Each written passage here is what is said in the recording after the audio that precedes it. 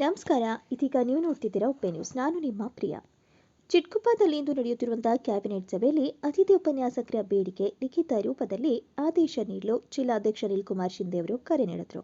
ಇನ್ನು ಕರ್ನಾಟಕ ರಾಜ್ಯ ಅತಿಥಿ ಉಪನ್ಯಾಸಕರ ಸಂಘ ಬೀದರ್ ವತಿಯಿಂದ ಸರ್ಕಾರವು ಇಂದು ಕರೆದಿರುವ ಕ್ಯಾಬಿನೆಟ್ ಸಭೆಯಲ್ಲಿ ಅತಿಥಿ ಉಪನ್ಯಾಸಕರ ಬೇಡಿಕೆಗಳನ್ನು ವಿವಿಧ ರಾಜ್ಯಗಳಲ್ಲಿ ಮಾಡಿರುವ ಖಾಯಂ ಮಾತಿಗೆ ಅನುಗುಣವಾಗಿ ನಮ್ಮ ರಾಜ್ಯದಲ್ಲಿಯೂ ಕೂಡ ಅತಿಥಿ ಉಪನ್ಯಾಸಕರಿಗೆ ಖಾಯಮಾತಿ ನೀಡಬೇಕು.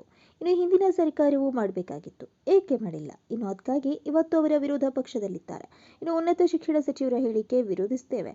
ಇನ್ನು ಇಡೀ ಕರ್ನಾಟಕದಲ್ಲಿ ಒಂದೇ ಸಂಘಟನೆ, ಅದುವೇ ಕರ್ನಾಟಕ ರಾಜ್ಯ ಅತಿಥಿ ಉಪನ್ಯಾಸಕರ ಸಂಘ ಬೆಂಗಳೂರು. ಇನ್ನು ದಯಮಾಡಿ ಇಷ್ಟು ವರ್ಷ ಜೀತದಾಳಾಗಿ ದುಡಿದುಕೊಂಡು ಬರ್ತಿರುವ ನಮ್ಮ ಬದುಕಿಗೆ ಬೆಳಕಾಗುವ ಸರ್ಕಾರ ಹಾಗೂ ಎಲ್ಲ ಕುಟುಂಬದವರಿಗೆ ನ್ಯಾಯ ಒದಗಿಸಿಕೊಡಬೇಕು. ಇಂತಹ ಅಮಾನವೀಯ ವ್ಯವಸ್ಥೆಯನ್ನು ಸರ್ಕಾರ ತೊಡೆದು ಹಾಕಬೇಕು ಹಾಗೂ ಎಲ್ಲರಿಗೂ ನ್ಯಾಯ ಒದಗಿಸಿಕೊಡಬೇಕು. ತಮ್ಮ ಪ್ರಣಾಳಿಕೆಯಲ್ಲಿರುವ ಹಾಗೆ ಸರ್ಕಾರವು ನಮಗೆ ಖಾಯಮಾತಿ ನೀಡಬೇಕು ಅಂತ ಒತ್ತಾಯಿಸಿದರು. ನಮಸ್ಕಾರ. ಕರ್ನಾಟಕ ರಾಜ್ಯ ಅತಿಥಿ ಉಪನ್ಯಾಸಕರ ಸಂಘ ಬೆಂಗಳೂರು ಘಟಕ ಬೀದರ್ ವತಿಯಿಂದ ನಾನು ಇವತ್ತ ತಮ್ಮಲ್ಲಿ ಮನವಿಯನ್ನ ಮಾಡ್ಕೊಳ್ತಾ ಇದ್ದೇನೆ. ನಮ್ಮ ಉನ್ನತ ಶಿಕ್ಷಣ ಸಚಿವರಿಗೆ ಮತ್ತು ಕರ್ನಾಟಕದ ಮುಖ್ಯಮಂತ್ರಿಯವರಿಗೆ ತಮಗೆ ಗೊತ್ತಿದ್ದ ಹಾಗೇನಪ್ಪ ಅಂತಂತಂದ್ರೆ ಈಗಾಗಲೇ ಏನಪ್ಪ ಅಂತಂತಂದ್ರೆ ಕರ್ನಾಟಕ ರಾಜ್ಯ ಅತಿಥಿ ಉಪನ್ಯಾಸಕರ ಹೋರಾಟ ಈಗ 23ನೇ ತಾರೀಕು ಬಂತಂದ್ರೆ 1 ತಿಂಗಳು ಪೂರ್ಣಗೊಳ್ತಾ ಇದೆ.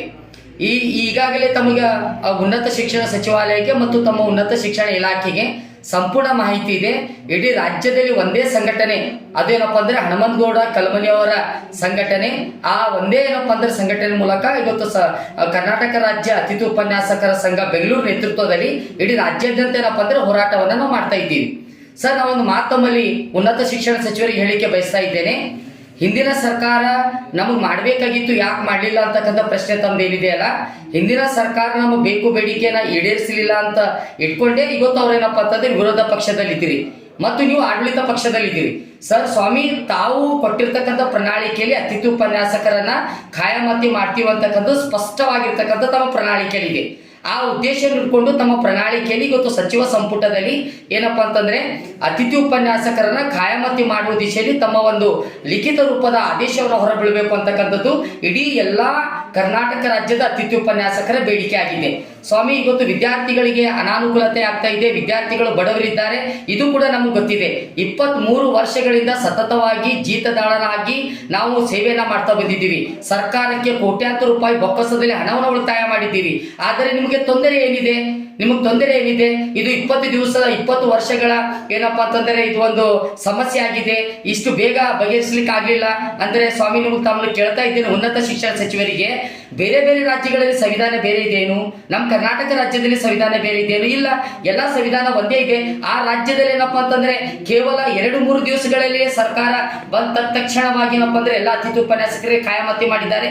ನೀವು ನುಡಿದಂತ ನಡೆಯುವಂತ ಸರ್ಕಾರ ಆಗದ ಕಾರಣಕ್ಕಾಗಿ, ನಿಮ್ಮ ಮ್ಯಾನಿಫೆಸ್ಟೋನಲ್ಲಿದ್ದ ಕಾರಣಕ್ಕಾಗಿ ತಾವು ಯಾವುದೇ ರೀತಿಯಾಗಿರ್ತಕ್ಕಂತಹ ಒಂದು ಏನಪ್ಪಾ ಅಂತಂದ್ರೆ ನಮ್ಮಲ್ಲಿ ಬೇರೆ ಬೇರೆ ಸಂಘಟನೆದವರು ಏನಪ್ಪಾ ಅಂದ್ರೆ ನಮಗೆ ತರಗತಿ ತೆಗೆದುಕೊಳ್ಳಲಿಕ್ಕೆ ಒಪ್ಪಿಗೆ ಸೂಚಿಸಿದ್ದಾರೆ.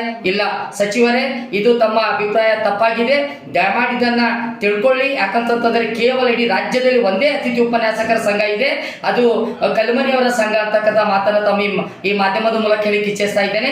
ದಯಮಾಡಿ ಈಗ ನಡೀತಕ್ಕಂಥ ಕ್ಯಾಬಿನೆಟ್ ನಲ್ಲಿ ನಮ್ಮ ಅತಿಥಿ ಉಪನ್ಯಾಸಕರ ಪರವಾಗಿ ಆದೇಶವನ್ನ ತಾವು ಹೊರ ಹಾಕಬೇಕು, ಲಿಖಿತ ರೂಪದ ಆದೇಶವನ್ನು ಕೊಡಬೇಕು ಮತ್ತು ಖಾಯಮಾತಿಯನ್ನು ನಮಗೆ ಕೊಡಬೇಕು.